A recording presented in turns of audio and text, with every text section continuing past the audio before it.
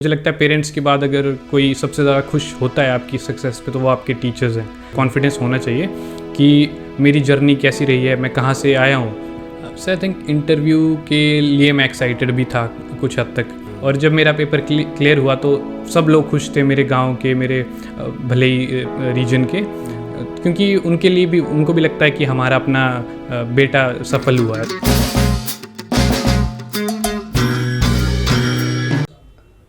आज मेरे साथ जो टॉपर टॉक है इसमें साहिल मांडला है। इनका भी रिसेंटली एचएएस में सिलेक्शन हुआ है।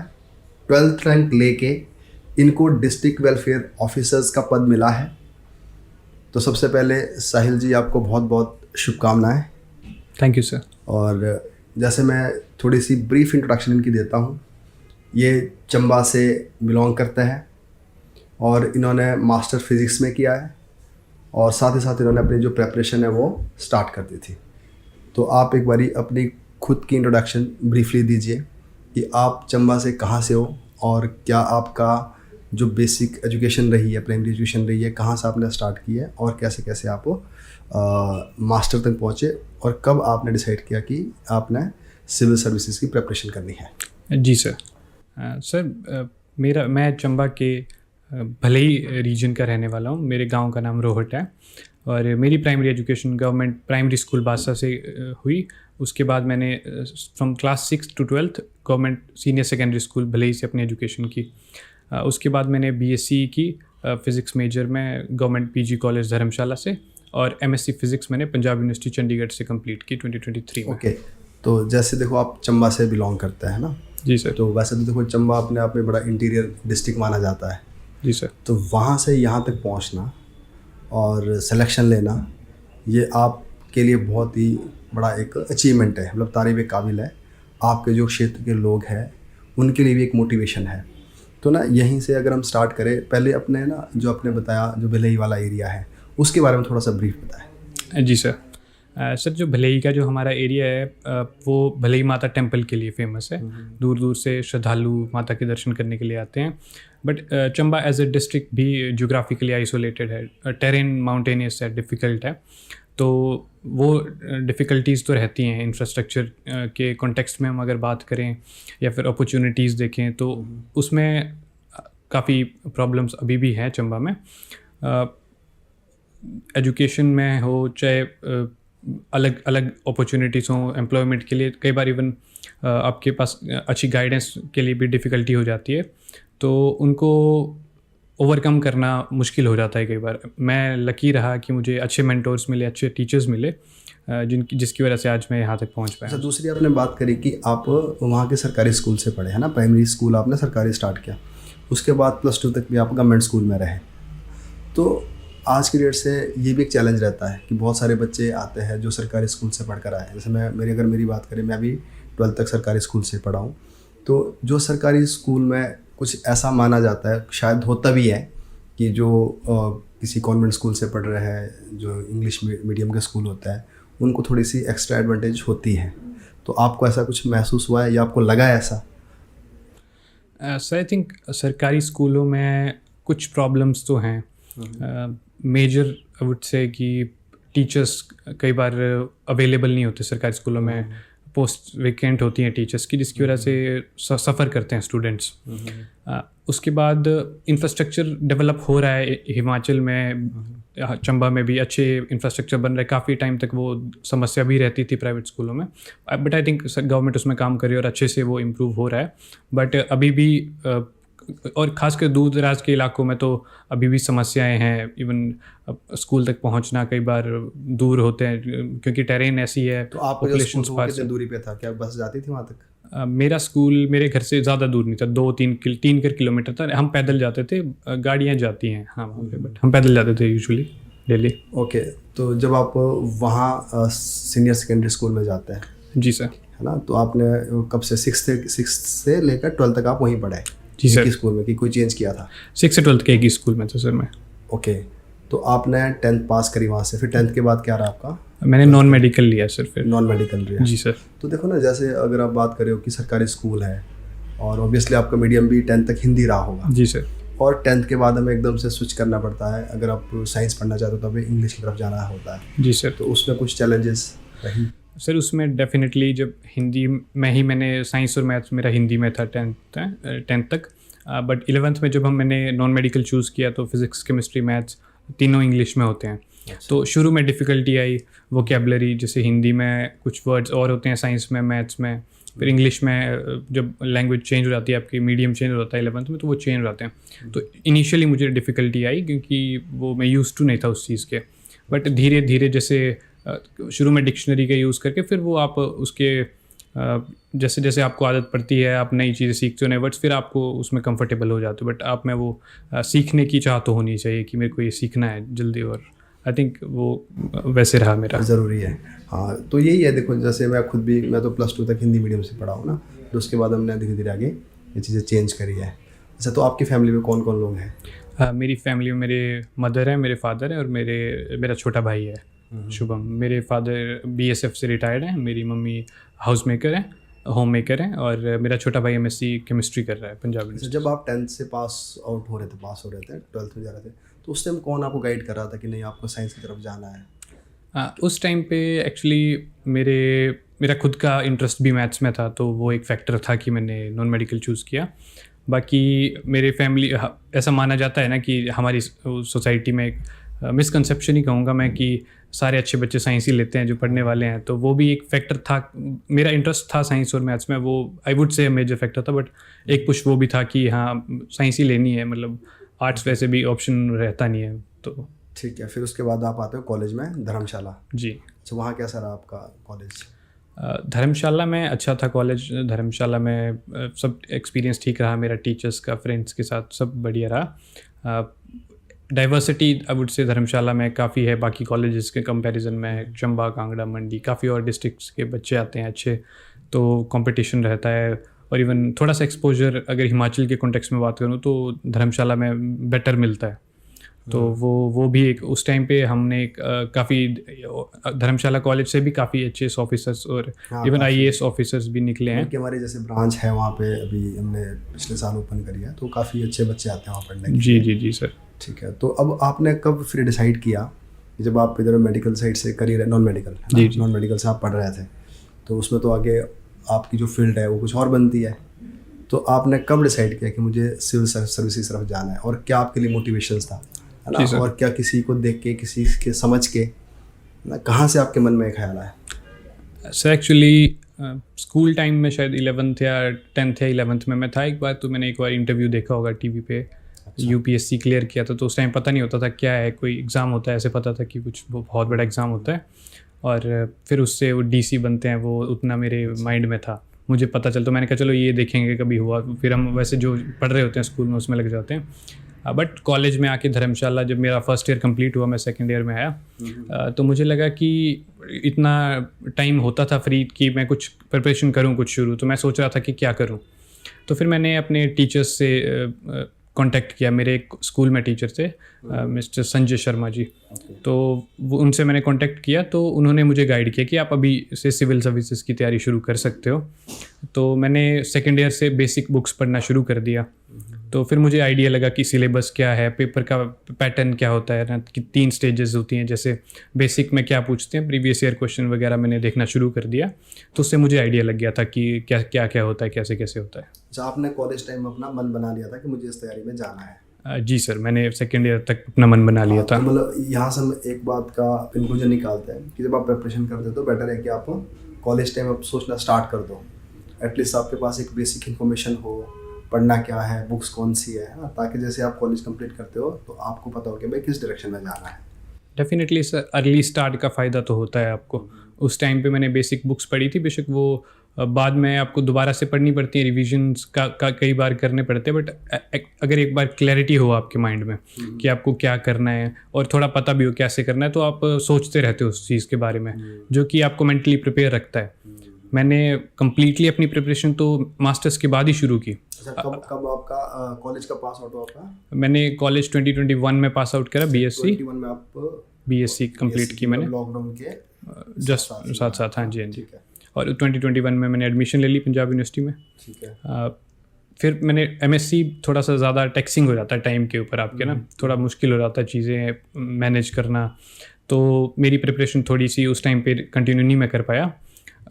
तो बट उसके बाद मैंने जैसे एमएससी के लास्ट तक भी मुझे क्लियर हो गया, तो मैं इवन एक्सप्लोर भी कर रहा था कि शायद मैं रिसर्च भी ट्राई करूँगा। जैसे आप यूनिवर्सिटी में हो, डिपार्टमेंट हमारा अच्छा है, तो आप एक्सप्लोर करते हो कि रिसर्च में भी ऑप्शंस हैं आपके पास, एटलीस्ट आपको पता रहे है ना आप उस। तो मैंने एमएससी में भी अपना आई वुड से अच्छा खासा एफर्ट दिया, और मैंने गेट भी क्लियर कर लिया था फिजिक्स में। क्लियर करके आपको मतलब एक तरफ से एक सेफ साइड आपने सेफ पकड़ ली थी। एटलीस्ट मेरा एक सब्जेक्ट तो कंप्लीट हो जिसमें, अगर क्योंकि सिविल सर्विसेज में इतनी अनसर्टेनिटीज़ हैं, तो अगर बाय एनी चांस अगर मेरा नहीं होता तो मेरे पास कुछ ऑप्शन तो हो। तो यहाँ से हम ये समझते हैं कि आपने 2021 में ग्रेजुएशन करी। जी सर। और 22 और 23 में आपने अपनी मास्टर करी। जी सर। और 24 में आप सेलेक्ट हो गए। जी सर। तो ये बड़ी अच्छी बात है कि आपने ज़्यादा समय नहीं दिया, यहाँ से ये लगता है पता। जी है ना? सर। तो अब आप देखो, बहुत सारे बच्चे ऐसे हैं कि जो ये भी जानना चाहते हैं कि यार मतलब इतने जल्दी क्या हो सकता है ना?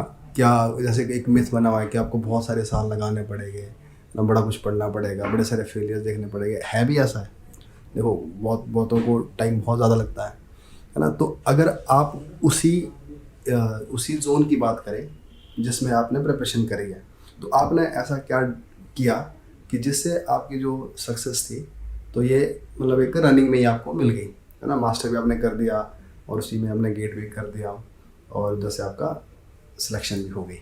तो बिल्कुल आप ब्रीफ में बताएं कि प्री मेंस की क्या स्ट्रेटेजी। इंटरव्यू के हम बाद में बात करेंगे, सिर्फ और प्री और मेंस की बात करेंगे। सर फर्स्ट ऑफ ऑल जो आपने पूछा कि कितने टाइम में तैयारी हो सकती है, regarding that I think 1.5 year is appropriate I would से। इतने में आप कर सकते हैं। कई बार लक साथ नहीं होता, कई और फैक्टर्स होते हैं, आप 1-2 नंबर से आपका नहीं वो डिफ़िकल्ट चीज़, डिफरेंट चीज़ है। बट ये भी है साथ में, मैं कहूँगा कि क्योंकि मैंने कॉलेज में शुरू कर दिया था तो मुझे क्लैरिटी थी, मुझे सिलेबस का पता था, तो मेरे लिए बिल्कुल शुरू से शुरू नहीं था वो। मैं मेंटली प्रिपेयर था। इवन मास्टर्स के टाइम पे अगर ज़्यादा टाइम नहीं लगता था, बट मैं मैगजीन पढ़ता था करंट अफेयर्स की, मुझे पता था कि बजट में क्या चल रहा है, इकोनॉमी के बेसिक्स, पॉलिटी के बेसिक्स मुझे आइडिया था कि गवर्नमेंट की पॉलिसीज़ क्या हैं। न्यूज़पेपर मैं ट्राई करता था फॉलो करूँ, अगर डेली नहीं हो पाता तो एक आधा दिन वीक में मान लो छूट गया, बट आई ट्राई करता था कि क्या चल रहा है, पता हो मुझे देश और दुनिया में। तो वही सारी चीज़ें यूपीएससी की और एचएएस की प्रिपरेशन में आपको हेल्प करती हैं। तो जब मैंने मास्टर्स के बाद अपनी तैयारी कम्प्लीटली वन डायरेक्शन में शुरू करी, तो मुझे आइडिया था कि क्या करना है, कैसे करना है। तो उसकी वजह से भी मुझे लगता है शायद कम टाइम लगा, बट वो मेंटली प्रिपेयर था मैं। मुझे लगता है मेरे पास एक माइंड मैप था कि मैं डिफरेंट स्टेजेस को कैसे अप्रोच करूँगा। आपके ऊपर थोड़ा प्रेशर भी कम था क्योंकि आप साथ साथ अपनी स्टडी भी कर रहे हो। जी सर जी। एज भी अभी ज़्यादा थी नहीं। जी सर, प्रेशर तो मतलब अलग अलग कॉन्टेक्स्ट में बढ़ जाता है। जैसे आप इवन मास्टर्स भी कर रहे हो, तो मास्टर्स एक अच्छी खासी डिग्री है, तो उसके बाद प्रेशर होता है कि आपको जॉब नहीं मिली अभी तक, है ना? तो वो फैमिली का मुझे प्रेशर तो नहीं था, बट एक्सपेक्टेशंस तो हर फैमिली की होती है ना, तो वो तो अलग चीज़ है। इवन आपके फ्रेंड सेटल हो रहे हैं तो वो अलग चीज़ रहती है। बट हाँ, आई वुड से फॉर्चुनेटली मेरा 1 साल 1.5 साल की प्रिपरेशन में हो गया। कई बार काफ़ी ज़्यादा टाइम लग जाता है, 2, 3, 4 साल, 5 साल भी लग जाते हैं, तो उस कॉन्टेक्स्ट में मैं लकी था। और आपने बात की कि प्रीलिम्स और मेंस में क्या स्ट्रेटजी थी, तो सर प्रीलिम्स ऐसा है कि प्रीलिम्स ऑब्जेक्टिव टाइप है, तो उसमें आपका नॉलेज चेक किया जाता है बेसिकली। क्रैमिंग भी कुछ हद तक होती है, फैक्ट्स होते हैं, कॉन्सेप्ट्स होते हैं बेसिक, तो वो हम उसके लिए अप्रोच मेन से काफ़ी अलग होती है सर। प्रीलिम्स में ये है कि प्रीलिम्स में टॉपिक्स अनप्रेडिक्टेबल रहते हैं कुछ टॉपिक्स को छोड़ के, बट अगर हम उसको इतने भी अनप्रेडिक्टेबल नहीं होते कि हम मैनेज ही ना कर पाएँ। जैसे मेरी पर्सनली अप्रोच ऐसी थी कि मैंने बेसिक बुक्स कवर की थी, जैसे ज्योग्राफी, पॉलिटिकल साइंस और इंडियन इकोनॉमी। इसमें से बेसिक क्वेश्चंस आते हैं, स्टैटिक क्वेश्चन, कॉन्सेप्ट्स, तो मैंने ट्राई किया था कि वहाँ से कुछ नहीं छूटना चाहिए। और फिर करंट अफेयर्स में हमें आइडिया रहता है कि कहाँ से क्वेश्चन पूछा जा सकता है।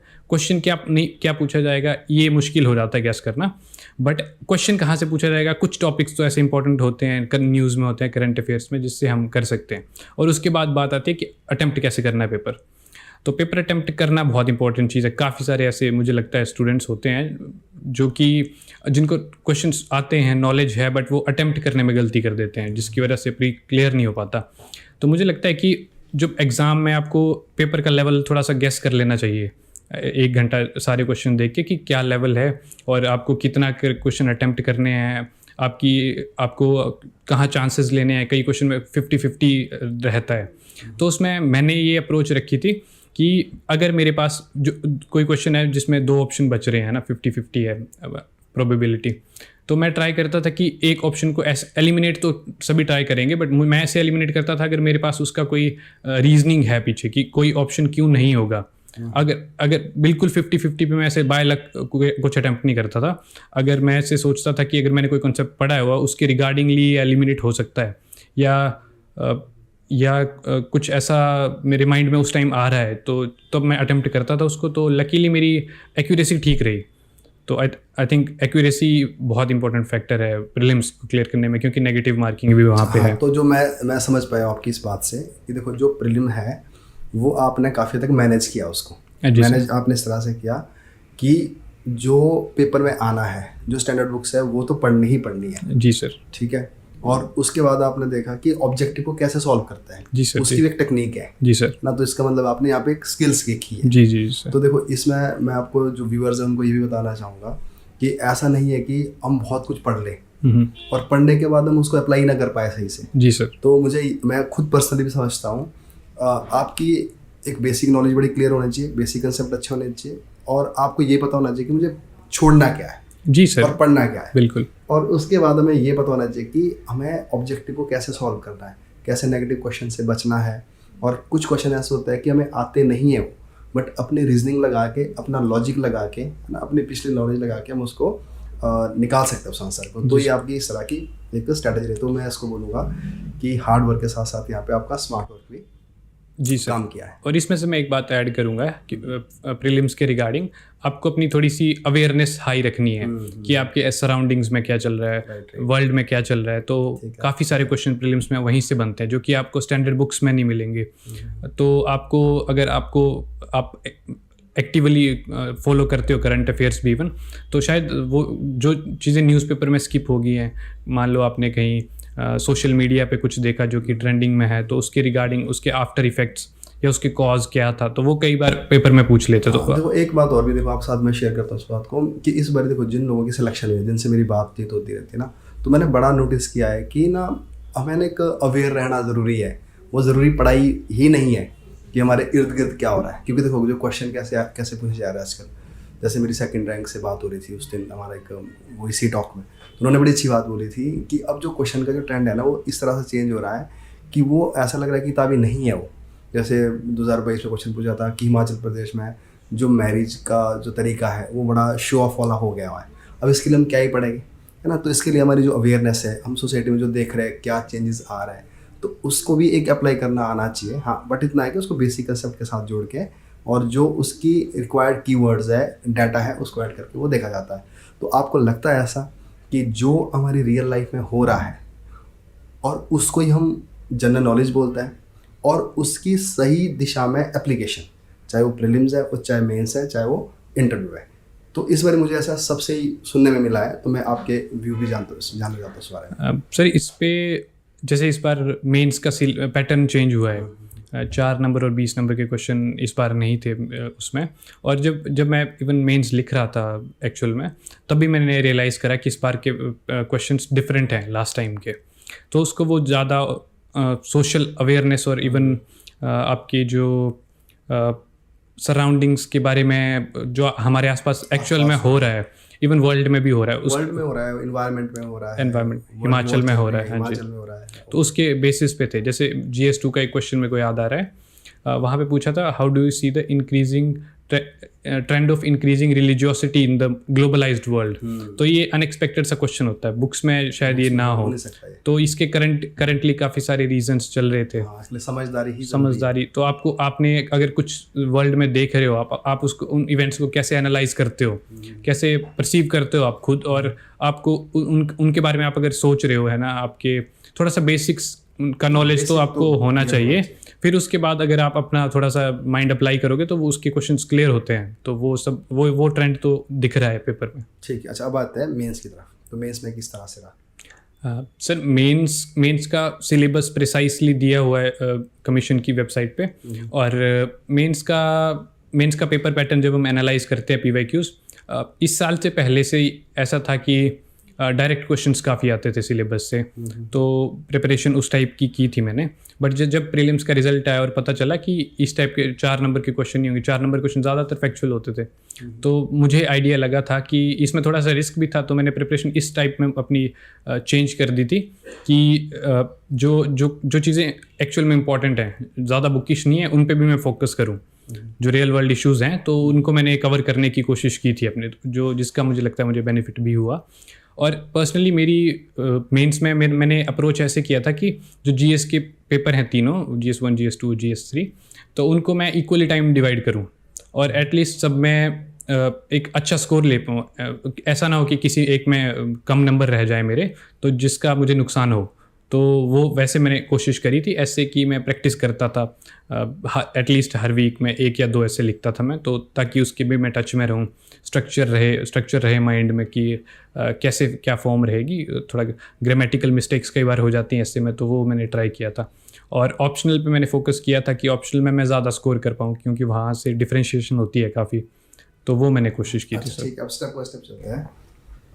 सबसे पहले तो जैसे जीएस वाला पार्ट था, उसके लिए आपके सोर्सेज क्या रहते हैं?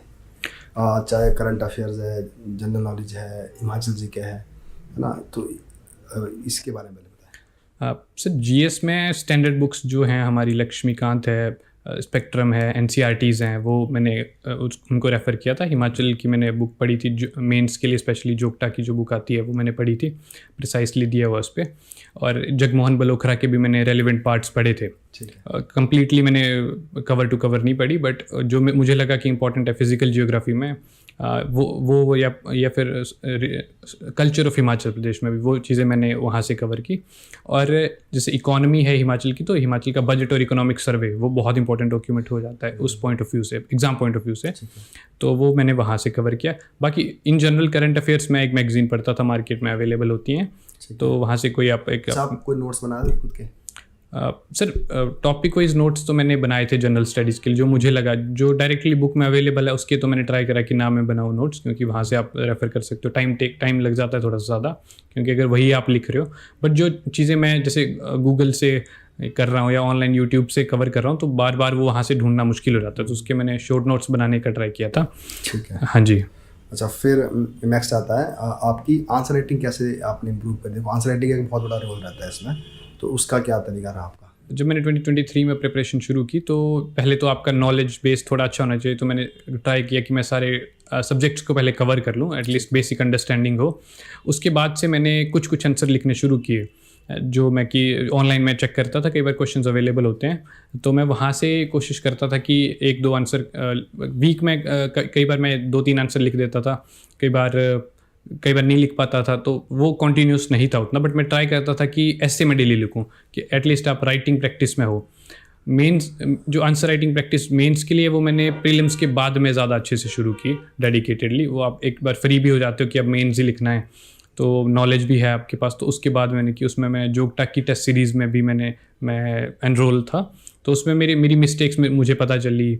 और इवन आपके अगर फ्रेंड सर्कल में कोई प्रिपरेशन कर रहा है, तो वहाँ से आप इम्प्रूव कर सकते हो। मेरा फ्रेंड है राकेश, तो वो भी प्रिपरेशन कर रहा है, तो उनका भी यूपीएससी का मेंस था इस टाइम। अच्छा। तो मैं उनके साथ टच में था, तो वो मेरी मिस्टेक्स बताते थे, अपने पेपर भी भेजते थे, तो मैं भी चेक करता था कि उन्होंने क्या इम्प्रूव किया है, और उनको भी बताता था जो मुझे लगता था कि वो इम्प्रूव कर सकते, तो मुझे लगता है उससे भी मुझे काफ़ी हेल्प मिली। ओके जी। तो आपकी टेस्ट सीरीज से आपकी जो लिखने की स्किल्स थी वो बढ़ गई, ठीक है जी, इम्प्रूव हुई जी, डेफिनेटली। और अब आते हैं ऑप्शनल सब्जेक्ट पे। यस। तो जो ऑप्शनल सब्जेक्ट है, सबसे पहले देखो ना, आपका फिजिक्स में आप मास्टर हो, ठीक है, और आपने ऑप्ट किया एंथ्रोपोलॉजी, और फिजिक्स इसमें स्कोर बहुत अच्छा है। तो सबसे पहले तो आप ये बताएं कि जब आपने ऑप्शनल सेलेक्ट किया, तो कौन कौन से पैरामीटर आपने सामने रखे कि इस बेस पर मैं फिजिक्स ना लेके एंथ्रो ले रहा हूँ। और दूसरा सवाल मेरा रहेगा कि अगर किसी ने आज एंथ्रोपोलॉजी स्टार्ट करनी है एज ए ऑप्शनल सब्जेक्ट, उसको कौन कौन सी बेसिक पढ़नी है और जो बिल्कुल शुरुआती हो उसके लिए। और तीसरा सवाल इसी के अंदर है कि ऑप्शनल के लिए आपको कितना समय देना पड़ेगा। Sir regarding your first question कि फिज़िक्स मैंने क्यों नहीं लिया, तो सर जब मैंने प्रिपरेशन शुरू की थी तो मेरा फोकस यूपीएससी और एचएस दोनों पे था। तो जब मैंने यूपीएससी का जो पैटर्न देखा और सिलेबस देखा एंड पीवाईक्यूज़ देखे फिज़िक्स ऑप्शनल के, तो मुझे लगा कि ये टाइम टेकिंग है, इसमें मुझे प्रैक्टिस की काफ़ी ज़्यादा ज़रूरत पड़ेगी। और मैं चाहता था कि मैं एग्ज़ाम जितना कम टाइम लगे उतने में सिलेबस कंप्लीट करके क्लियर करने की कोशिश करूं। तो अगर मैं फ़िज़िक्स लेता तो फिज़िक्स में मुझे प्रैक्टिस रेगुलर करनी पड़ती, खासकर यूपीएससी के स्टैंडर्ड से तो क्वेश्चंस की प्रैक्टिस बहुत करनी पड़ती। और फिर उसके साथ साथ मैं जनरल स्टडी की प्रिपरेशन करना मुझे लगा डिफ़िकल्ट हो जाएगा, टाइम मैनेजमेंट थोड़ी सी डिफ़िकल्ट हो जाएगी। जबकि एंथ्रोपोलॉजी थोड़ा सा ह्यूमैनिटी का सब्जेक्ट है, मुझे इंटरेस्टिंग भी लगा। जीएस के साथ भी इंडियन सोसाइटी का पार्ट, जनरल साइंस का पार्ट वो ओवरलैप भी करता है। और मुझे लगा कि मेरे इंटरेस्ट के अकॉर्डिंगली इसमें मैं अच्छा स्कोर कर सकता हूँ। और आपने बोला कि क्या फैक्टर्स थे चूज़ करने के एंथ्रोपोलॉजी, तो एंथ्रोपोलॉजी का जब मैंने सिलेबस देखा तो काफ़ी प्रिसाइज सिलेबस है, काफ़ी इंटरेस्टिंग सिलेबस है। इंडियन सोसाइटी है, उसमें ह्यूमन एवोल्यूशन है, एवोल्यूशन ऑफ ह्यूमन सोसाइटी है, कल्चर है। तो ये इन जनरल भी हमें क्यूरियोसिटी रहती है कि ह्यूमन एवोल्यूशन कैसे हुआ, कैसे होमो इरेक्टस से होमो सेपियंस बने हम, चिंपैंजीज और डिफरेंट क्लासेस से मेमेलिया कैसे अलग हुआ। तो ये सब इंटरेस्टिंग भी लगा मुझे। आपके लिए नया था ये कि इसको पढ़े समझे। और इवन जब एवोल्यूशन ऑफ कल्चर के बारे में पढ़ा, ह्यूमन नेचर के बारे में पढ़ा, तो मेरा जनरल अवेयरनेस भी काफ़ी इम्प्रूव हुआ। तो I think it made me a better human being and a better, I would say, civil servant बनने में भी हेल्प मिलेगी इससे मुझे। इससे ये पता लगता है कि ऑप्शनल वो ऑप्ट करना चाहिए जिसमें आपका इंटरेस्ट भी हो। जी सर, इंटरेस्ट हो, सिलेबस हो, आपके पास मटेरियल अवेलेबल हो एंड आप मार्क्स ले पाएँ, स्कोरिंग हो जिसमें अच्छे मार्क्स आ सकते हैं। जी सर। तीसरा मेरा सवाल इसी के अंदर था कि अगर किसी को आज ये ऑप्ट करना है तो उसको कहाँ से स्टार्ट करनी चाहिए, कौन सी बेसिक बुक्स हैं जिसको आप रिकमेंड करते हो और कितना टाइम लेता है सब्जेक्ट तैयार होने में? सर स्टैंडर्ड बुक्स तो मैंने नहीं पढ़ी एंथ्रोपोलॉजी के लिए, तो बट मार्केट में अवेलेबल हैं, अगर किसी को सेल्फ स्टडी करनी है तो वैसे कर सकते हैं। मैंने एंथ्रोपोलॉजी के लिए कोचिंग ली थी एक इंस्टीट्यूट से, तो मैंने क्लासेस अटेंड की, मेरे पास उसके नोट्स अवेलेबल थे अपने, और जो मटेरियल अवेलेबल करवाया था उन्होंने तो मैंने वहाँ से किया था। मैंने 6 मंथ में उसका एक बार सारा सिलेबस कोचिंग में वो कंप्लीट हो गया था। बार बार रिवीजन फिर आपको खुद करनी पड़ती है, वैल्यू एडिशन है आपका, उसमें भी कई सारी नई रिसर्च होती है एंथ्रोपोलॉजी में, ह्यूमन एवोल्यूशन में नए फैक्ट्स पता चल रहे हैं अभी भी जेनेटिक्स में, तो वो आपको खुद उसमें ऐड ऑन करते रहना पड़ता है, अवेयर होना है। एवोल्यूशन तो चला ही रहा है। हाँ जी, वो है। और मुझे लगता है 6-7 महीने में अगर आप किसी इंस्टीट्यूट की हेल्प ले तो हो सकता है। सेल्फ स्टडी से I am not sure, so I would not answer that, I think. और बट अच्छा ऑप्शनल है, अच्छा स्कोर आ सकता है एंथ्रोपोलॉजी में, बट आपके इंटरेस्ट पे डिपेंड करेगा कि आपका स्किल सेट क्या है। थोड़ी बायोलॉजी भी है तो अगर आपको उसमें डिफ़िकल्टी आती है तो आपको मुश्किल हो सकता है, बट ओवरऑल आई थिंक ये अच्छा ऑप्शनल है। ठीक है, तो अब जैसे इस बारी बड़े शॉकिंग फैक्ट्स आए कि हिंदी में बहुत सारे लोग फेल है, और इवन शायद आप ही बात करें थे, हम बात करें थोड़ी देर पहले कि 12 लोग तो वो है जो सिलेक्टेड है, बट उनके हिंदी में 40 मार्क्स है, तो वो पॉइंट पे पास है। तो आपकी कैसी तैयारी थी हिंदी को लेकर? आपका स्कोर क्या था? जैसे अभी बात कर रहे थे कि आप सेकंड टॉपर हो हिंदी का ना, 46 का हाईएस्ट स्कोर है और 45 आपका स्कोर है, तो आपने कैसे तैयार किया हिंदी को? सो आई थिंक मेरा स्कूल में हिंदी मीडियम था तो उसका मेरे को थोड़ा सा फ़ायदा मिला, मेरी वोकेबलरी ठीक थी, मतलब मात्राओं वगैरह की गलती तो मैं हिंदी में नहीं करता था, तो हिंदी मीडियम से पढ़ने का भी फ़ायदा, वो मुझे यहाँ पे डेफिनेटली फ़ायदा हुआ। और बट ये था कि 11th के बाद से मैंने हिंदी लिखना ऑलमोस्ट बंद हो गया था, क्योंकि इंग्लिश में ही होती थी सारी एजुकेशन, बीएससी एमएससी, फिर इवन मेरा इधर भी मीडियम इंग्लिश था, तो हिंदी कंपलसरी के अलावा मैंने हिंदी की प्रैक्टिस नहीं की थी। तो मुझे दिक्कत आ रही थी उसमें, जब मैंने दोबारा से हिंदी का पेपर के लिए प्रैक्टिस शुरू की तो इवन मुझे भी डर था कि कहीं इसमें दिक्कत ना हो जाए, क्योंकि वो थोड़ा अच्छा नहीं लगता, क्योंकि कंपलसरी सब्जेक्ट है, हमने बचपन से पढ़ा है हिंदी, तो उसमें कमी ना रह जाए। तो मैंने उसमें पेपर एनालाइज किया कि व्याकरण में हिंदी में से क्या पूछते हैं, जैसे व्याख्याएं हैं पद्यांश और गद्यांश की, उसमें कैसे इम्प्रूवमेंट हो सकती है, ऐसे में मैं क्या ऐड कर सकता हूँ, कौन सी चीज़ों का ध्यान रखना है, वो मैंने एनालाइज करके PYQs वो देखा और मैंने टेस्ट भी दिया मेंस मॉक में, तो उसमें से भी मुझे हेल्प मिली अपनी गलतियाँ आइडेंटिफाई करने में। कितना स्कोर था आपका उस टाइम जो मॉक था? सर मुझे अभी एग्जैक्टली याद नहीं, बट 45 से ऊपर ही होगा, 47 या 51 इतना था शायद। अच्छा, एक बड़ा जनरल सा क्वेश्चन है। देखो, आप हिंदी में पास हो, सेलेक्ट भी हो गए, और आपने अपने साथी भी देखो जो हिंदी में फेल है, तो आपका क्या ओपिनियन है इसके बारे में? ऐसी ऐसी क्या चीज़ है इस हिंदी में कि इतना कम स्कोर आ रहा है और बच्चे 450 से ऊपर नंबर ले रहे हैं और फिर भी हिंदी में फेल हो रहे हैं? तो आपका क्या मतलब एनालिसिस है इसके प्रति, कैसे देखते हो आप इसको? सो आई थिंक ये तो काफ़ी सब्जेक्टिव है, मैं ज़्यादा लोगों को नहीं जानता हूँ पर्सनली जो हिंदी में फ़ेल हुए हैं, बट क्योंकि काफ़ी लोग हुए हैं तो मैं गेस कर सकता हूँ कि हो सकता है कि कुछ लोगों ने हिंदी को लाइटली लिया होगा कि चलो हमने हिंदी पढ़ी है ना, अच्छे से आती है, हिंदी हमारी लैंग्वेज, बात भी हम हिंदी में करते हैं, तो उसकी हम ये आसानी से हो जाएगा। तो एक रीज़न तो ये हो सकता है। दूसरा रीज़न है, हो सकता है पेपर भी तो डिफ़िकल्ट आता है हिंदी का, वो तो डेफिनेटली एक रीज़न है, तो मैंने उसको लाइटली नहीं लिया था फॉर्चुनेटली। तो दूसरा रीज़न ये हो गया। तीसरा रीज़न शायद मार्किंग भी थोड़ी सी स्ट्रिक्ट होती है, तो उसकी वजह से काफ़ी लोग 30s में ही रह जाते हैं। तो आई थिंक ये रीजंस हो सकते हैं हिंदी में फेल होने के कुछ। अच्छा, नेक्स्ट आता है हमारा इंटरव्यू। तो बस थोड़ा सा ब्रीफ में बताएं इंटरव्यू के बारे में। सर आई थिंक इंटरव्यू के लिए मैं एक्साइटेड भी था कुछ हद तक, क्योंकि आपने एक क्रूशियल स्टेजेस क्रॉस करके आप वहाँ तक पहुँचे हो, तो ये तो शो करता है कि आप में कैपेबिलिटी तो है। ऑलमोस्ट सारे लोग जो इंटरव्यू में आते हैं वो अच्छा, उनके पास नॉलेज अच्छा होता है। तो इंटरव्यू एक्चुअली मुझे लगता है कि टेस्ट है आपकी अवेयरनेस का about your self, about the world, आपकी पर्सनैलिटी का, कि आपका कैरेक्टर कैसा है, वो आपको इस बेसिस पे जज करने की ट्राई करते हैं कि आपके इंटरेस्ट क्या हैं, आपकी पर्सनैलिटी शैलो है या आप ब्रॉड माइंडेड हो। ये सब मुझे लगता है कि वो ट्राई करते हैं जज करने का उस कॉन्वर्सेशन के माध्यम से। अच्छा, एक बात मैं पूछना चाहूँगा आपसे। देखो, जिसने अपना एम बना दिया मुझे सिविल सर्विसेज जाना है, तो ये भी हम देखते हैं कि इंटरव्यू के लिए जो हमें पर्सनैलिटी चाहिए वो 1 महीने में 10-15 दिन में तो बनती नहीं है। तो अगर किसी को अभी से सोचना है कि नहीं मुझे जाना है, एक दिन मैंने इंटरव्यू बोर्ड को फेस करना है, तो मतलब ऐसी क्या एक्टिविटी होनी चाहिए उसको कि लगे कि हाँ यार, ये साथ साथ इसकी वो पर्सनैलिटी भी बनती जा रही है जो एक इंटरव्यू के लिए ज़रूरी है? सर आई थिंक ये बहुत इंपॉर्टेंट पॉइंट है कि जैसे आप सोचोगे कि आपका मेंस क्लियर हो गया, अब आप इंटरव्यू की प्रिपरेशन करोगे 15 दिन या 1 महीने में, वो पॉसिबल ही नहीं है। इतने में आप अपनी पर्सनैलिटी चेंज कर दोगे, ये तो मुझे नहीं लगता ह्यूमनली पॉसिबल है। इवन मैंने पर्सनली भी, जब मैंने अभी प्रिपरेशन शुरू ही नहीं की थी, मुझे बुक्स का नहीं पता था, सिलेबस का, मैं ये सोच रहा था कि मैंने शायद किसी से बात की थी या कोई इंटरव्यू देखा होगा ऑनलाइन, तो वहाँ पे उन्होंने पूछा था why you want to join civil services. तो मैं खुद से ये पूछ रहा था कि अगर ये क्वेश्चन मुझसे पूछा गया है तो मैं कैसे आंसर करूँगा, और why I really want to join civil services खुद से भी पूछता था। तो इंटरव्यू के रिगार्डिंग आई थिंक आपकी अपने बारे में जो अवेयरनेस है, मैं पर्सनली खुद से कॉन्वर्सेशंस करता हूँ व्हेन आई थिंक कि why I am doing what I am doing, मैं कुछ भी कर रहा हूँ तो क्यों कर रहा हूँ, मैंने ये किया मास्टर्स की तो क्यों की, फिजिक्स में क्यों की, मैं सिविल सर्विसेज की प्रिपरेशन क्यों करता हूँ। तो I think Y is important, कि आप कोई चीज़ क्यों कर रहे हो।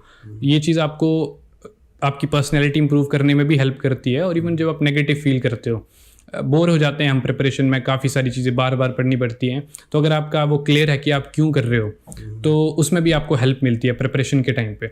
और अगर मुझे लगता है पर्सनैलिटी इंप्रूव करने के उससे, तो मुझे लगता है हमें awareness, I think social awareness, और आपका फ्रेंड सर्कल जो है, अगर आपके आसपास ऐसे लोग हैं जो आपको आपकी कमियां बता सकते हैं, जो आपको आपकी स्ट्रेंथ्स के बारे में बता सकते हैं, कई बार हम अपनी स्ट्रेंथ भी भूल जाते हैं कि हम में क्या स्ट्रेंथ है, तो आपके आसपास वैसे लोग होने चाहिए। कॉलेज पंजाब यूनिवर्सिटी में मेरा फ्रेंड था ऋतिक शर्मा, तो हम जब कॉन्वर्सेशंस करते थे तो उसने मेरे को बताया कि यार तुम्हारी कम्युनिकेशन स्किल्स अच्छी हैं, तुम अपना पॉइंट अच्छे से प्रिसाइसली रख सकते हो। तो वो मेरे को पहली बार रियलाइज़ हुआ कि ऐसा होगा शायद। तो उसने जैसे, तो मैं इस पॉइंट से ये बता रहा हूँ कि अगर आपके पास ऐसे लोग हैं आसपास जो कि जिनके साथ आप कुछ चीज़ें डिस्कस करते हो, इवन कुछ कॉन्सेप्ट्स भी आप डिस्कस कर सकते हो, इवेंट्स डिस्कस कर रहे हो सोशल लेवल पे या पॉलिटिक्स के लेवल पे, वर्ल्ड लेवल पे, तो उससे आपकी जब आपका नॉलेज इंक्रीज़ होगा, आपकी अवेयरनेस इंक्रीज़ होगी, तो आपकी पर्सनैलिटी में भी वो निखार आता है, मुझे ऐसे लगता है। और ये एक होलिस्टिक वे में इसको देखना है हमें। वो रटे रटाए चीज़ों से, आंसर से आपकी पर्सनैलिटी डेवलप होने में मुश्किल आएगी, मुझे लगता है।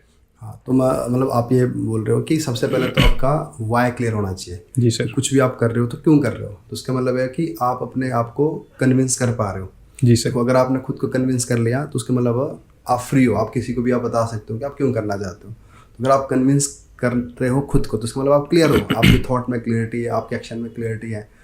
और सबसे बड़ी बात आपने बताई कि आपके जो सराउंडिंग जो लोग हैं वो भी वही लोग हैं जिसको आप समझते हैं, आप उनका समझते हैं और आपको बिल्कुल अच्छे वाली फीडबैक देता है। Definitely sir. ज़रूरी नहीं कि आपकी वीकनेस तो पता चले ही चले, आपको अपने स्ट्रेंथ भी पता चले। जी सर। ये बड़ा ज़रूरी है। तो चलो अब कुछ बातें हम इस तरह से करते हैं। देखो, सबसे पहले तो आप एक अच्छी एज में सेलेक्ट हुए, है ना। तो आपने जब तैयारी करी है ना, तो एक देखो टाइम तो होता ही है, क्योंकि ये जो लंबी प्रोसेस है, चाहे हम जो मर्जी करें, एक प्रेपरेशन के लिए टाइम चाहिए और कम से कम 1 साल का पूरा प्रोसेस है, प्री से लेकर मेंस तक, है ना। तो अप्स एंड डाउन्स फील होता है और रियलिटी में आते भी है लाइफ में, है ना। तो आपको भी लगता था कुछ ऐसा डर कि अगर नहीं हुआ, ये क्यों मैं ऐसा तैयारी कर रहा हूँ, है ना, क्या ही हो जाएगा। कई बार हम सोचते कि अरे एक आदमी 4 साल से तैयारी कर रहा था, उसका नहीं हुआ, या कोई इंटरव्यू से बाहर हो गया ना। तो आपको भी ऐसे थॉट कभी घेरते थे? जी डेफिनेटली सर। आई थिंक जितने भी लोग प्रिपरेशन करते हैं उनके माइंड में ये क्वेश्चन तो आता ही है कि मेरा होगा या नहीं होगा। कितने लोग कई सालों से प्रिपरेशन कर रहे हैं। तो मैं जब मेरा मेन प्रीलिम्स हो गया, तब भी मैं सोच रहा था कि कितने सारे लोगों ने 5-6 सालों से सेम बुक्स पढ़ी होंगी, उनको तो सब कुछ याद होगा, तो मेरे चांसेस क्या हैं। तो ये तो मुझे लगता है कि हर जो एस्पिरेंट है, जो प्रिपरेशन कर रहा है, उसके माइंड में ये सब तो आते ही हैं। बट आपको उनको ओवरकम करना है, थोड़ा सा सेल्फ बिलीफ होना चाहिए आप में, कॉन्फिडेंस होना चाहिए कि मेरी जर्नी कैसी रही है, मैं कहाँ से आया हूँ, तो वो डिफ़िकल्टीज़ मैंने ओवरकम की हैं, तो ये भी मैं कर सकता हूँ। तो सर्टिनिटी कुछ नहीं होती, आप 100% श्योर नहीं हो सकते, बट विदाउट सेल्फ बिलीफ मुझे लगता है कि कुछ भी करना लाइफ में मुश्किल है बहुत। तो आप में उतना सेल्फ बिलीफ तो होना चाहिए। ये देखो, आपने अच्छी बात बोली कि आपको इतना क्लियर होना चाहिए कि आप कहाँ से आए हो।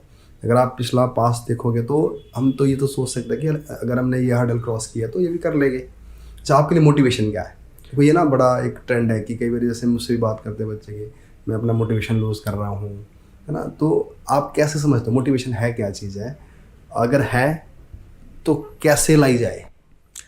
सो आई थिंक मोटिवेशन आपकी लाइफ में सबसे पहले तो सेल्फ अवेयरनेस होनी चाहिए आपको, कि आप एनालाइज कर पाएँ खुद को कि आपके एक्शंस क्या हैं, आप रियली लाइफ में क्या सीख करते हैं, क्या चाहिए आपको। तो रिगार्डिंग दिस प्रिपरेशन मेरी मोटिवेशन पहले से थी कि पहली बात तो रेपुटेड सर्विस है, तो आपको वो रिकॉग्निशन होता है। दूसरा, आपको एक अपॉर्चुनिटी मिलती है कि आप डाइवर्स फील्ड्स में काम कर पाएँ, तो आप एक इम्पैक्ट ला सकते हो लोगों की ज़िंदगी में पॉजिटिवली, डिफरेंट फील्ड्स में, एजुकेशन में, हेल्थ केयर में। तो वो मेरी में मोटिवेशन थी। दूसरा, मैं जहाँ से आता हूँ, तो मेरे रीजन में उतने ज़्यादा HAS या IAS ऑफिसर्स नहीं हैं वहाँ से। आप जानते हैं किसी को अगर वहाँ आपके एरिया में कोई ऑफिसर्स है? किसी से बातचीत हुई पहले आपकी? मेरे रीजन से मैं नहीं जानता किसी को कि कोई, आपके पेरेंट्स जानते हैं किसी को? मुझे नहीं लगता। तो ये भी एक मोटिवेशन थी कि अगर मैं सक्सेसफुल होता हूँ तो मेरे रीजन के लिए कितनी बड़ी बात हुई। और जब मेरा पेपर क्लियर हुआ तो सब लोग खुश थे, मेरे गांव के, मेरे भले ही रीजन के, क्योंकि उनको भी लगता है कि हमारा अपना बेटा सफल हुआ है, तो उनके लिए भी बहुत बड़ी बात थी। जैसे हम जो मिडिल क्लास होती है, खासकर से गांव वाले एरिया से आते हैं, तो एक पूरी कम्युनिटी की सक्सेस हो जाती है वो। बिल्कुल सर। बहुत सारे लोगों के लिए आप रोल मॉडल बनते हो। नहीं तो देखो आज की डेट से हिमाचल प्रदेश में आप जैसे यंग लोग, कोई नशे में भी है, अच्छे घरों के लोग, अच्छे स्कूलों से पढ़े हुए हैं, है ना। तो ये एक बहुत बड़ी बात है कि जो आपने बताया कि आपके लिए वो भी एक बहुत बड़ा मोटिवेशन है जिस एरिया से आप आते हैं। जी सर। इवन मेरे टीचर्स, उनको भी एक्सपेक्टेशंस थी, तो मेरी जब उनसे बात होती थी तो कुछ कहते थे कि साहिल, हमें आपसे उम्मीदें हैं, तो आप अपना 100% देना, जो भी आप लाइफ में करोगे तो वो भी एक आपके लिए मोटिवेटिंग फैक्टर होता है कि इसके बाद सिलेक्शन के बाद मुलाकात हुई टीचर से? मैं ऑलमोस्ट सब टीचर्स से मिला हूँ। मेरे टीचर जो मैंने आपको पहले बताया संजय सर हैं, उनका तो हर स्टेज पे गाइडेंस रहा मुझे कि किसी चीज़ को कैसे टैकल करना है। प्रॉब्लम्स आती हैं कई बार, इवन मेरे स्कूल के टीचर्स मैंने सबसे बात की है, सब खुश थे। कुछ के जिनको पता चल गया उनके कॉल्स आए, कुछ को मैंने जो शायद ट्रांसफ़र हो जाती हैं, दूर हैं, टाइम नहीं लगता, उनको मैंने खुद बताया, तो सब बहुत खुश थे। मतलब आप अभी भी मतलब कनेक्टेड फील कर रहे हो, है ना? एक ग्रेटिट्यूड है। डेफिनेटली सर, कनेक्टेड हूँ। और टीचर्स, मुझे लगता है पेरेंट्स के बाद अगर कोई सबसे ज़्यादा खुश होता है आपकी सक्सेस पे, तो वो आपके टीचर्स हैं। तो वो चीज़ मैं फील करता हूँ। और इवन जो आपने बात की डिफ़िकल्टीज़ की, तो सर मेरा टाइम ऑलमोस्ट 1.5 ईयर की प्रिपरेशन जब मैं थी मास्टर्स के बाद मेरी, तो सर लोज एंड हाइज तो हर किसी के आते हैं एकेडमिकली, पर्सनल लाइफ में। एकेडमिकली कभी आप टेस्ट दे रहे हो, आपके अच्छे नंबर नहीं आए, तो आपको लगता है कि मैंने पढ़ा था, मेरे से कहाँ गलती होगी, तो आपको लगता है कि यार मेरा होगा कि नहीं होगा। आपके साथ हुआ है कभी ऐसा इंसिडेंस? जी सर। हमारे साथ यहाँ बहुत बच्चों के साथ बिल्कुल डाउन हो जाते हो, वो तो बोलते हैं कि ये मेरे नंबर क्या आ गया, क्या हो गया। तो आपके साथ कुछ ऐसा हुआ इंसिडेंस? जी सर, मैंने सबसे पहले हिस्ट्री जब मैंने हिस्ट्री की बुक्स पढ़ना शुरू की प्रिपरेशन के शुरुआत में, तो मैंने हिस्ट्री की NCERTs वगैरह कंप्लीट की, मॉडर्न के लिए स्पेक्ट्रम कंप्लीट की। और फिर मुझे लगा कि अच्छा अब तो मैंने पढ़ लिया काफ़ी कुछ, अब तो मैं एक टेस्ट दे के देखता हूँ। तो उसमें काफ़ी कम नंबर आए। मतलब मुझे लगा कि 50-60% जैसे UPSC की कट ऑफ इतनी होती है 50% के अराउंड, 45%, तो मुझे लगा 50% तो आ ही जाएंगे क्योंकि एक ही सब्जेक्ट है। तो मेरे अराउंड आए 30% के अराउंड, 60 मार्क्स आए थे इफ़ आई रिमेंबर 200 में से। तो मुझे लगा कि मैंने एक ही सब्जेक्ट है, तो इतने सारे सब्जेक्ट है, वो कहाँ से मुझे याद होंगे। तो ये बहुत लो पॉइंट था। बट फिर मैं कंटिन्यू परसिस्ट किया मैंने अपनी प्रिपरेशन की, चलो अब एक बार कंप्लीट करके तो देखना ही है। फिर मैंने ज्योग्राफी कंप्लीट किया, उसमें भी थोड़े से कम आए, तो मुझे लगा कि मैं कुछ गलत कर रहा हूँ। बट जैसे जैसे आप कंटिन्यू आगे अपनी तैयारी करते हो, आपको पता चलता है कि इंपॉर्टेंट एरियाज़ क्या हैं और कहाँ से क्वेश्चन आते हैं, कहाँ से आपको नहीं आएंगे क्वेश्चंस, तो फिर आप एनालाइज बेटर करते हो, तो फिर आप स्ट्रक्चर वे में। और सिर्फ पर्सनल लेवल पे ये लास्ट साल मेरी फैमिली के लिए काफ़ी डिफ़िकल्ट था। हमारी फैमिली में 2-3 हमारे मेंबर्स की डेथ होगी, मेरे ताऊ जी की और मेरी बुआ जी की, मेरी एक ताई जी की। तो वो हमारे लिए बहुत डिफ़िकल्ट टाइम था। तो उन मोमेंट्स में आपको मोटिवेट रहना, पॉजिटिव रहना, वो बहुत मुश्किल हो जाता है। तो हर किसी की लाइफ में अलग अलग वे में चैलेंजेस आते हैं, पर्सनल लाइफ में भी। तो आई थिंक उनको ओवरकम करना, वो अगर मोटिवेशन क्लियर है आपकी, तो आप तब कर सकते हो आई थिंक। देखो अब इन्होंने कितनी बड़ी बात बोल दी। तो देखो, मैं जो व्यूअर्स है, जो खासकर एस्पिरेंट्स है जो तैयारी कर रहे हैं, आपको यहाँ से ये सीखना चाहिए कि जब हमारे पास आप बीटा सीरीज़ लिखते हैं तो आपका स्कोर कम आता है, तो कम आने का मतलब ये नहीं है कि आप अब इसके बाद डाउन जाओगे। इससे ये श्योर है कि अगर आप अच्छे से तैयारी करोगे, पढ़ोगे, उसको एनालिसिस करोगे, अपनी कमियां पकड़ोगे, तो उससे ऊपर को ही ग्रोथ होगी। ये मैंने पर्सनल लाइफ में देखा है कि जब हम लो में आते हैं तो लो से लो तो क्या ही जाना, वो तो हो गया। अगर आपके 30 नंबर आए, 30 से 20 तो नहीं आएंगे, और अगली बार आप ऊपर की ही जाओगे। दूसरी बात कि आपकी जो पर्सनल लाइफ है उसमें भी कुछ ना कुछ अड़चन आती रहती है। वो किसी भी लेवल पे आ सकती है, आपकी हेल्थ को लेकर हो सकता है, कभी आपका टाइम ख़राब हो जाता है ना। और जैसे इन्होंने बताया कि अगर फैमिली में डेथ्स हो जाए, हादसे हो जाए, उसको भी आपको ओवरकम करना पड़ता है।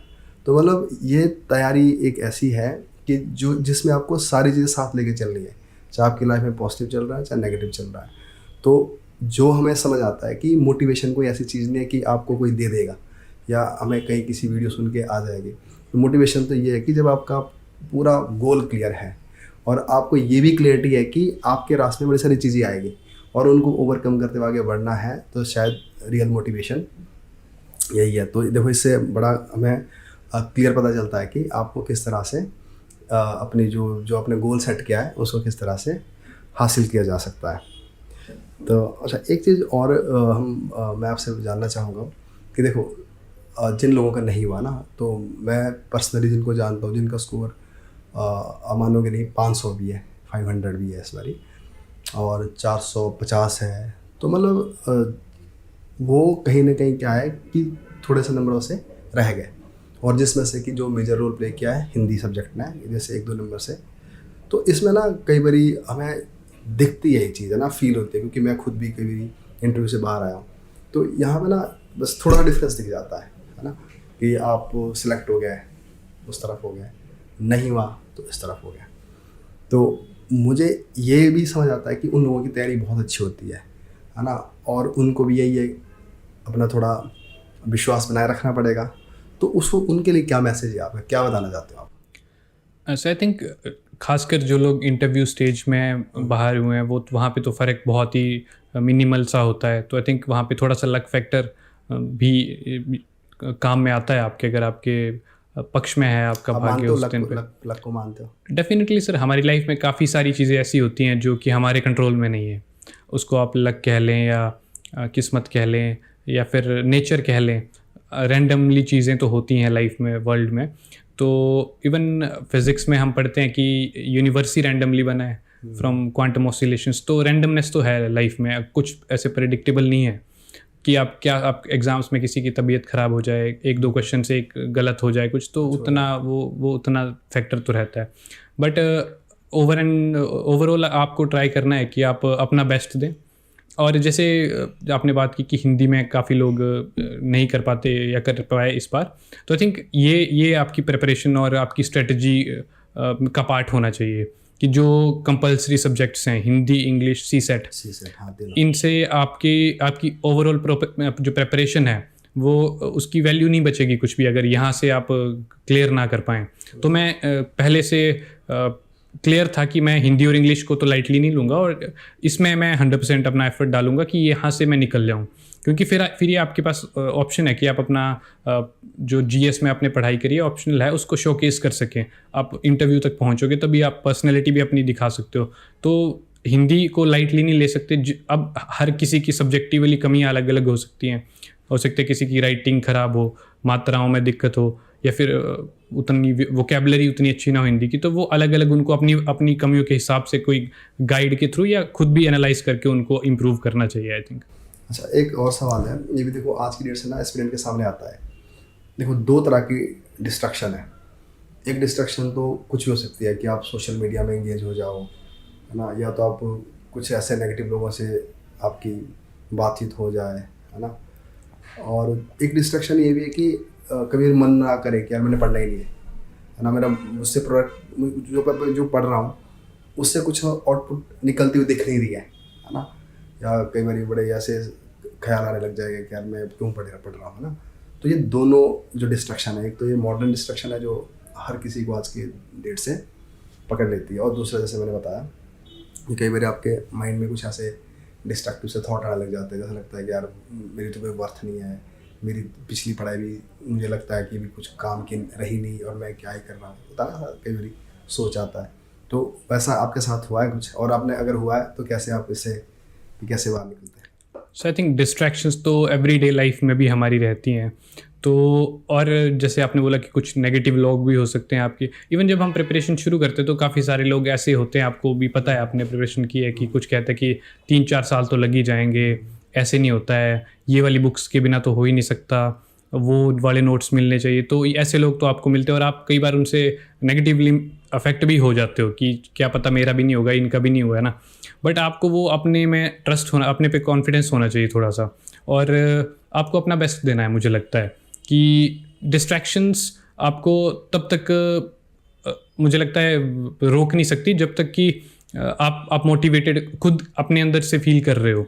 तो अगर आपके पास कोई ऐसी इंस्पिरेशन है कि आपको क्यों करना है काम, जैसे हम पहले बात कर रहे थे वाई, आप क्यों कर रहे हो, ऐसे जैसे सोशल मीडिया का है।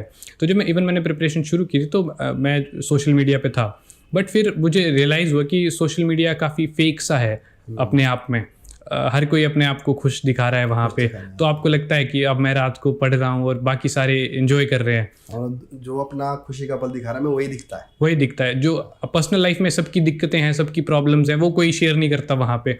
तो आपको लगता है कि मेरी लाइफ मिजरेबल है, बट बाकी सब एंजॉय कर रहे हैं, तो वो भी आपकी मोटिवेशन इम्पैक्ट करता है कहीं ना कहीं। तो मैंने कोशिश की कि मैं सोशल मीडिया से दूरी बना के रखूँ अपनी प्रिपरेशन के टाइम में, ताकि सोशल मीडिया नहीं यूज़ किया मैंने। व्हाट्सएप क्योंकि नेसेसिटी है, वहाँ पे सारे कॉन्टैक्ट्स हैं, इवन आपके फ्रेंड्स हैं, आपके टीचर्स हैं, तो वो इंपॉर्टेंट था। उसके अलावा मैंने ट्राई किया कि मैं सोशल मीडिया से दूर ही रहूँ। और उसके बाद एट ए पर्सनल, और जो सर आपने नेगेटिव लोग बताए का जिक्र हुआ जैसे, तो कुछ पॉजिटिव लोग भी होते हैं जैसे मेरे गाइड हैं, मेरे सीनियर हैं, उन्होंने मेरे को अच्छा गाइड किया। तो जब मैंने प्रिपरेशन शुरू की तो मैंने उनसे बात की, शिमला से हैं अमनदीप सर। तो उनसे मैंने बात की कि सर कैसे अप्रोच करना चाहिए। तो उन्होंने मेरे को पॉजिटिवली बताया कि क्या क्या आप करना है, क्या नहीं करना है। मिथ्स भी काफ़ी बताई कि ये नहीं होता है। उन्होंने मेरे को पहले बता दिया कि हिंदी का पेपर आप लाइटली बिल्कुल मत लेना, क्योंकि बहुत सारे लोग उसमें फेल हो जाते हैं। और काफ़ी सारी ऐसी चीज़ें थी कि कौन से टॉपिक्स इंपॉर्टेंट हैं, तो वो अगर आपको वैसे लोग मिलते हैं तो उसका भी काफ़ी इम्पैक्ट होता है। और एट अ पर्सनल लेवल, जैसे कि आपने बोला कि कई बार हमारा बोर हो जाते हैं, हमारा पढ़ने का मन नहीं करता, तो उसके लिए मुझे लगता है कि आपको मेंटली फ्रेश होना ज़रूरी है।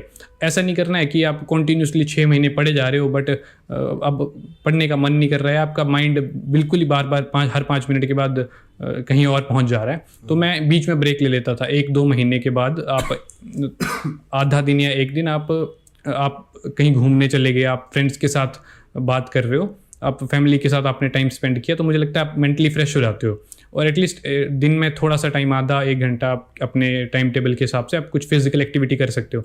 आप कुछ करते थे इस तरह से फिजिकल मेंटल एक्सरसाइज? मैं ट्राई करता था कि मैं डेली शाम को वॉक पे जाऊं। तो मैं वो शाम का टाइम मेरा फिक्स होता था, मतलब सनसेट से आधा 1 घंटा पहले मैं वॉक पे जाता था और ट्राई करता था कुछ एक्सरसाइजेस करूं, बॉडी वेट एक्सरसाइजेस घर पे जितनी पॉसिबल हो पाती हैं तो मैं वो करता था। अगर मेरा कोई सिबलिंग्स या कजन्स अवेलेबल हैं तो ऐसे बैडमिंटन वगैरह खेल लूँ फ्रेंड्स, तो मैं ट्राई करता था बट फिजिकली कुछ ना कुछ इनकलकेट करूँ अपनी रूटीन में। तो आई थिंक वो इम्पॉर्टेंट फैक्टर है, आप उससे बर्न आउट नहीं फील करोगे जी। जैसे कई लोग अभी भी ऐसे बोलते हैं कि नहीं, अगर मैं 1 घंटा निकालता हूँ अपनी फिजिकल एक्टिविटी के लिए, कुछ और एक्टिविटीज़ के लिए, तो वो उनको लगता है कि मेरा टाइम वेस्ट हो रहा है ना। बट मैं जैसे आप भी बता रहे हो, जैसे मैंने भी ये देखा है कि जब आप ऐसी कुछ एक्टिविटी के लिए टाइम निकालते हो, बल्कि आपकी जो पढ़ने की जो क्षमता है वो और ज़्यादा बढ़ जाती है, और ज़्यादा क्लियरिटी आती है ना। तो ये भी ज़रूरी एक पार्ट है तैयारी का। तो बहुत सही लगा आपसे बातचीत करके, है ना। बड़ा इंसाइटफुल हमारा सेशन रहा है। तो जो लोग इस सेशन को देख रहे हैं तो उनको बड़ी चीज़ें समझ आई होगी, पढ़ना क्या है, कैसे पढ़ना है, और बहुत सारे मिथ्स जुड़े हुए हैं, है ना, उनकी भी में बड़ी क्लियरिटी होती है कि ये नहीं होता। हाँ, कुछ चीज़ें मैं माननी भी पड़ती है, ठीक है। तो फ़िलहाल के लिए हम इस कॉन्वर्सेशन को तो एंड करने की तरफ जा ही रहे। तो बस आप एक लास्ट मैसेज मैं हर एक जो सेलेक्टेड कैंडिडेट उनसे ज़रूर पूछता हूँ। देखो, 3 तरह की कैटेगरी है। एक तो जो अभी सोच रहे हैं मुझे तैयारी करनी है, और एक वो लोग हैं जो बड़े टाइम से प्रिपरेशन कर रहे हैं, है ना, पर वो कई बार प्री नहीं क्वालिफाई हो रहा है, कई बार मेंस क्वालिफाई नहीं हो रहा है ना। और थर्ड कैटेगरी है जो बिल्कुल अपने लेवल पे सब कुछ कर चुकी है, इंटरव्यू तक पहुंच चुकी है। तो तीनों के लिए क्या मैसेज है आपके? अच्छा, फर्स्ट ऑफ ऑल जो अभी प्रिपरेशन करने के बारे में सोच रहे हैं तो उनको मेरा मैसेज ये रहेगा कि जब हम शुरू करने का सोचते हैं तो काफ़ी डर रहता है पहले तो, कि क्या हमसे हो पाएगा, ये इतना सारा सिलेबस है, इतना कुछ पढ़ना है, इतने सारे लोग प्रिपरेशन कर रहे हैं, तो क्या हमसे हो पाएगा।